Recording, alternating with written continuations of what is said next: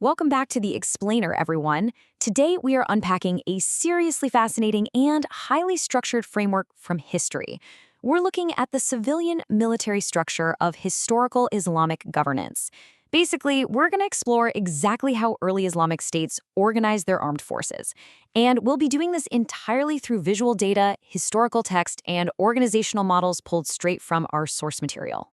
You know, former French Prime Minister Georges Clemenceau once famously said, "War is too serious a matter to entrust to military men." It's a quote that really hits the nail on the head regarding a universal political truth, the delicate balance of power. And as you'll see today, the historical Islamic State actually sought to solve this exact same problem well over 1,000 years ago. So let's dive right in. Our agenda today takes us on a comparative anatomy journey. First up, war, statecraft, and jihad. Number 2, civilian control of the military. 3, the commander-in-chief. 4, preventing military coups. And finally, number 5, flags of the armed forces. Let's get started. Section 1, war, statecraft, and jihad. We're starting off by looking at how the source text reframes some historically charged terms into highly structured, rule-bound statecraft. Historically speaking, jihad was defined in a state-level context as an obligatory endeavor to establish public order. But here's the key. It was bound by absolutely strict rules of engagement. Historical mandates explicitly protected non-combatants and religious sites like monasteries and synagogues. This makes it fundamentally distinct from modern concepts of terrorism, which of course operate completely outside of state law and formal rules of engagement. Now, this structured execution is absolutely crucial. To put it in perspective, scholars like John Saunders contrast the early Arab and Islamic conquests with the Mongol conquest. Early Muslim armies successfully unified and governed vast areas because they operated under a structured rule of law, which led to cultural continuity and assimilation rather than just raiding for booty. Compare that to the Mongol conquest, which are historically described as a destructive hurricane of alien occupation, where the conquerors actually ended up adopting the local religions rather than spreading their own. All right, moving to Section 2, civilian control of the military. How exactly did the historical Islamic State prevent the military from becoming an independent, rogue entity? Well, think of it like a mirror.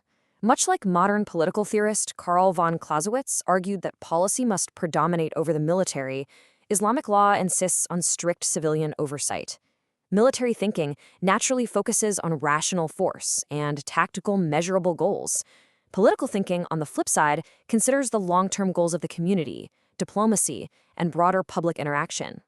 Modern states require civilian oversight to make sure the military serves those broader political ends, and the historical Islamic governance demanded that exact same oversight. A really prime historical example of this in action happened with the first Caliph, Abu Bakr. He used siyasa sharia, which is Islamic political policy, to dispatch the army of Usama, directly against the advice of his top generals. His generals actually wanted the army to stay and protect Medina, but Abu Bakr prioritized the broader political stability and executing the Prophet's prior commands. It just goes to show that civilian executive authority reigns supreme over tactical military advice. Moving on to Section 3, the Commander-in-Chief. Let's take a look at the very top of the organizational chart and focus on ultimate executive authority. The title Amir-ul-Jihad essentially translates to the leader of war. And what's really interesting here is that this role scales dramatically.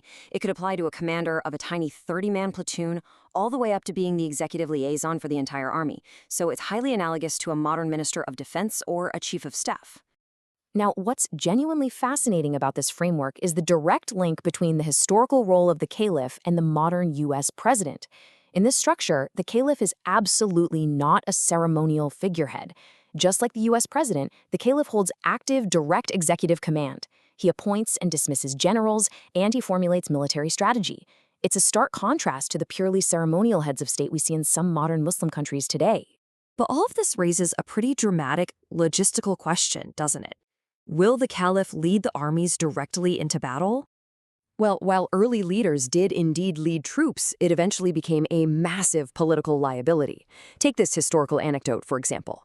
Ali ibn Abi Talib actually physically stopped Caliph Abu Bakr from riding out to lead his troops. Ali argued that losing the caliph in battle would plunge the entire government into absolute chaos. This was a massive turning point, highlighting the crucial shift toward managing a professionalized military safely from the capital. And managing that massive military brings us to Section 4, preventing military coups. We know that when a military operates unchecked, tragedy strikes. Just look at the historical anarchy of Samarra, where 5 Abbasid caliphs were murdered by their own standing army in a span of just 9 years. So the crucial point is how to prevent that kind of disaster. The state maintains ultimate control through 3 specific constitutional firewalls.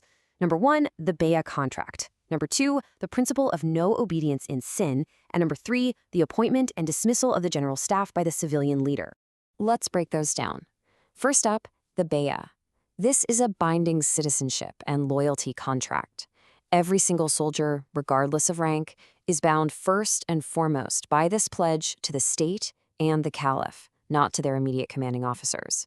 It is a vital structural safeguard for ensuring absolute loyalty to the state.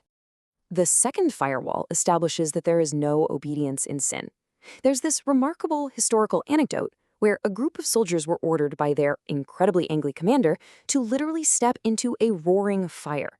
Now, because the order was a definitive sin, suicide, the soldiers legally refused. This proves that within this historical military structure, obedience to commanding officers has strict, predefined legal limits. And the third firewall is the absolute power of dismissal.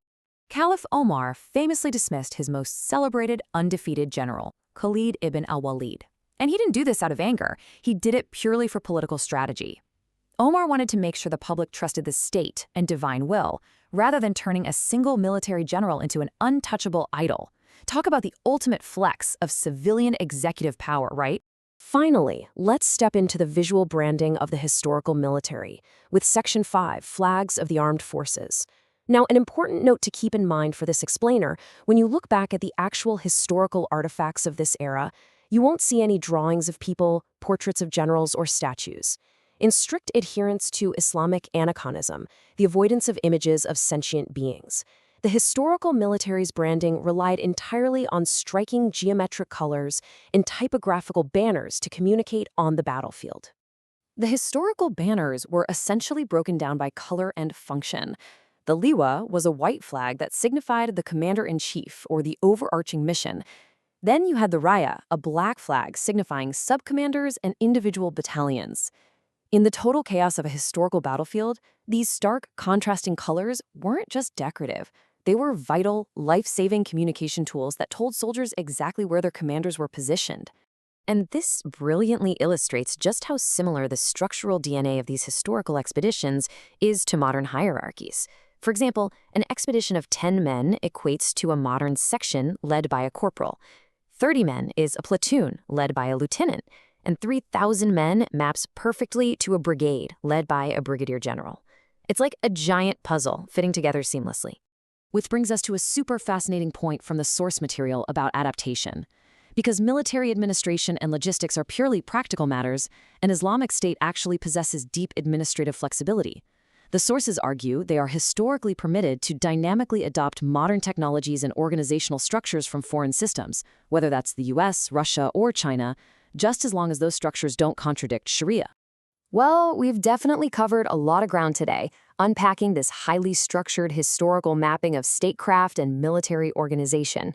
I want to leave you with a provocative thought to chew on.